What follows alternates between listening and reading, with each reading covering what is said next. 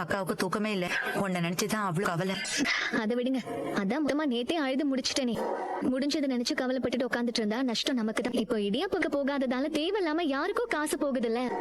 நீ ஒரு நாள் வியாபார கணக்க பாக்குற, ஆனா வாழ்க்கையில ஏற்பட்ட நஷ்ட கணக்க நீ எப்படி ஈடு செய்ய போற? அது எதுக்கு ஈடு செய்யணும்?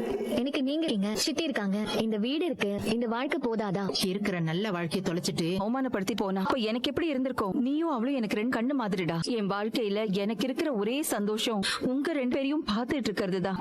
ஆனா இப்படி ரெண்டு பேருமே சண்டை போட்டு கோச்சிக்கிட்டு வீட்டை விட்டு போயா நான் எப்படிடா அங்க இருப்பேன்? என் நிலைமைய யோசிச்சு பாத்தியா? ஆமா ப்ளீஸ், எனக்கு புரியுது. ஆனா என்னையும் கொஞ்சம் புரிஞ்சுக்கணுமா? அவ இல்லாத அந்த வீட்டுக்கு என்னால வர முடியாது. ஏன்? அந்த வீட்டுல எங்க பார்த்தாலும் அவதான் என் கண்ணுக்கு தெரியுறா. அவ இல்லாத அந்த பெருமை, அந்த கொடுமையை சத்தியமா என்னால தாங்க முடியாதுமா. நாங்க வந்து வைத்தியம் முடிச்சு சிறுவோமா?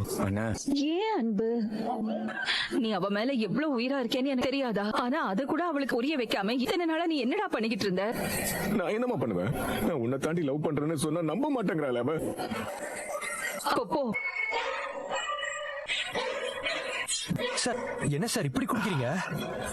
உனக்கு சாரி சார், உங்களே எப்படி தடுக்கிறேன்னு தெரியாம நானே முழிச்சுக்கிட்டு இருக்கேன். அதான் ஆரம்பிச்சிட்டல, இதுக்கப்புறம் என்ன யாரு தடுக்கிறது? முதல்ல சார்,